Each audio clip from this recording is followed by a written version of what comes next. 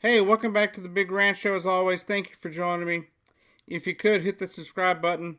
Let's get right to it. Well, I brought you the story of Keaton Jones and his bullying and how he's been, he's kind of been lifted up by a bunch of people. But this is a story that doesn't end the same way. That doesn't end with somebody getting a bunch of help from celebrities or from anybody for that matter. Back in October, 10-year-old Ashawnty Davis hung herself in her closet after a fight that she had gotten into with allegedly her bully, person that was bullying her, made its way onto onto the app Musically. And apparently, after this video got onto that particular platform, the girl was relentlessly bullied to the point that she just snapped and hung herself in her closet. And the people want to sit there and tell me that bullying is just part of life.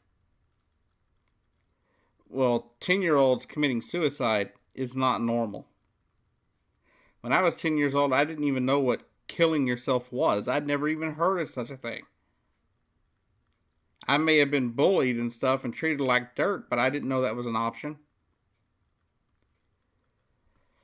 So, for those people out there saying that this is normal, you're full of crap.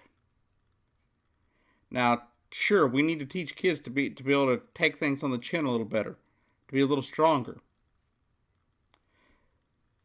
But we also need to work on the bullying itself.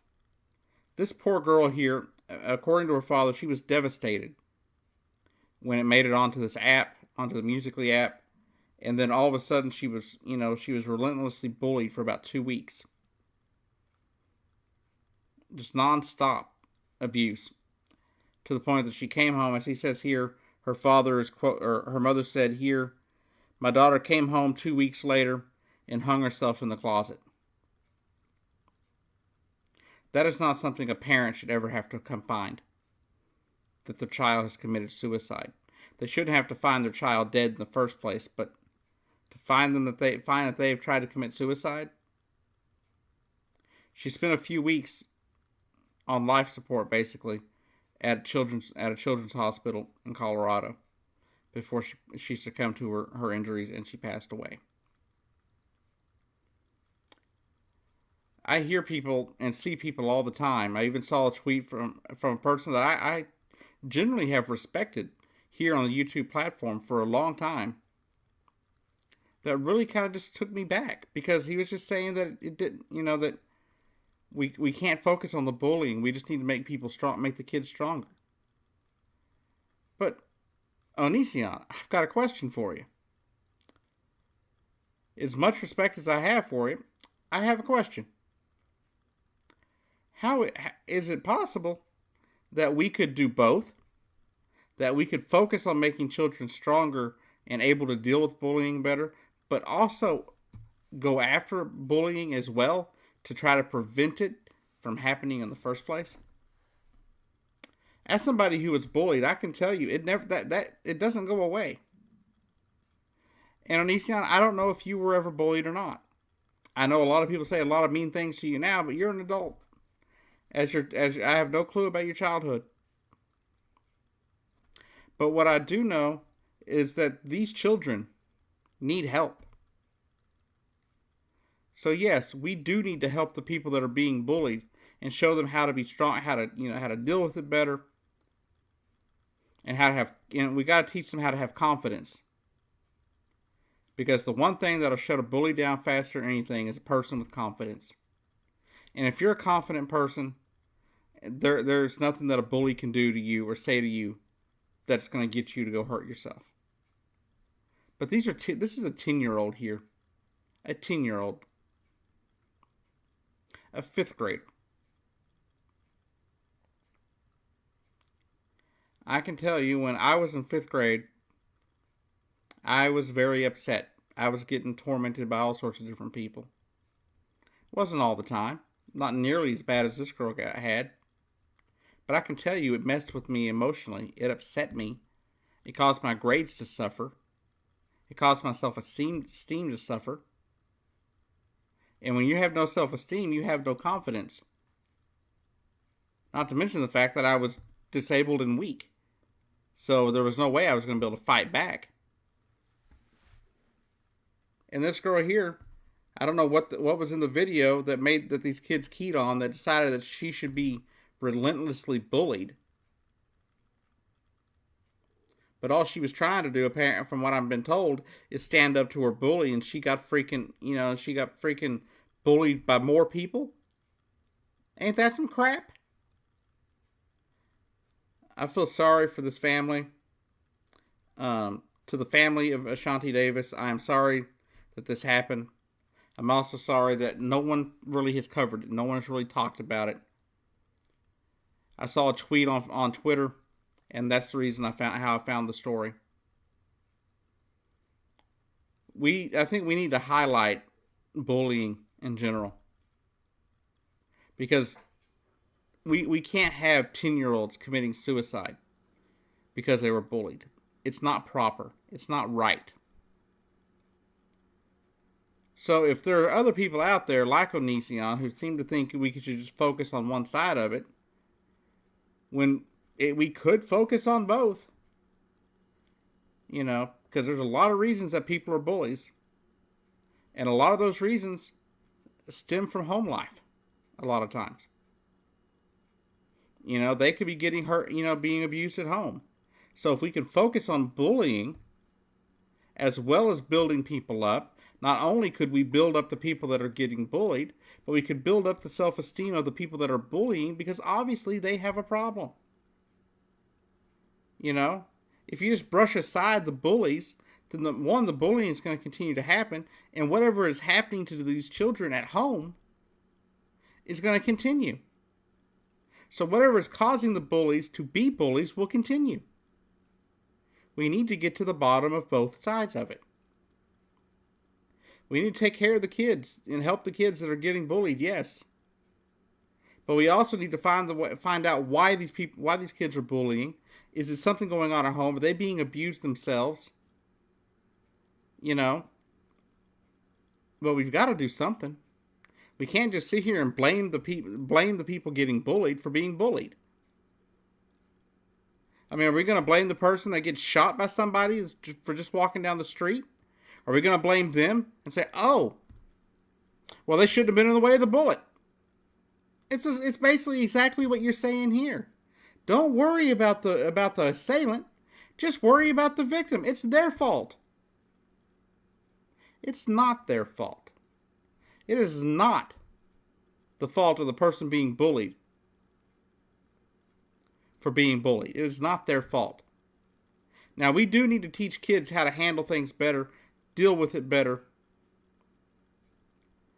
But other than that, the only other thing we can do to try to stem this problem is to look into the bullies themselves.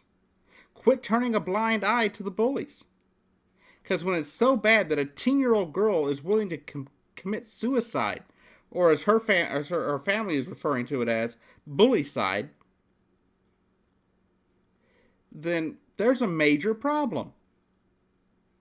It's not just, there is no way that this is just on the person that's getting bullied. There is no way that we can just sit there and focus on the victim. That's like saying a person that's been raped deserves to be raped. There's no excuse for that. When somebody commits a crime against another person, we don't just focus on the victim. We also try to send the perpetrator to jail, or to some kind of hope that they can get some kind of rehabilitation while they're in prison. That's always the hope. So how about, instead of sitting there saying, "Oh well, we can't do anything to stop the bullies, we just help the children that are being bullied," how about we look into the bullies and find out why it's happening in a lot of these cases? If schools would get off their butts and actually do something, and look into events where the kids are being bullied. Because, in school, our school was pretty good at it. The bullying still happened, but a lot of times I didn't say anything to the people very often because I felt ashamed. And this poor girl here, she didn't get a chance. 10 years old, committing suicide? This breaks my heart. So once again, to the family of Ashawnty Davis, I am so sorry for your loss. I don't know what else to tell you. I don't know what else to say, because there's really nothing I can say. I am sorry that you're going to be without your little girl going through this holiday season. And people, we have got to do better. We as Americans have got to do better. I don't care. I mean, I do care about children across the world, but right now, we need to focus on our children here. They are, some of them, they are committing suicide at alarming rates and at younger ages than ever. So please,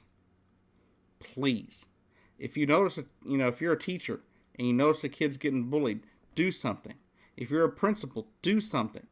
If you're a parent and your child is being bullied, do something. If you're a parent and you know your child is bullying, do something. Stop it from happening. This doesn't have to happen. We do not have to have 10-year-olds committing suicide because people are being inhumanely cruel and completely just relentlessly cruel to these people. It is not right. It is completely immoral for us to sit here and ignore the issue and continue to ignore the issue.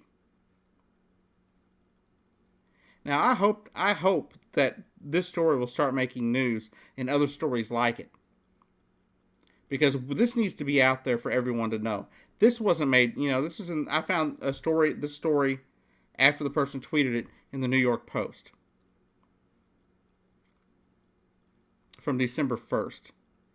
Almost 2 months after the girl hung herself. This kind of a story like this should have been headline news. It should have been plastered all over the place. Because this is insane. We have focused on trying to make kids stronger over the years. We haven't done anything to solve the problem. We haven't done anything to stop the bullies. And that is what we have to do. We can build the victims up as much as we can.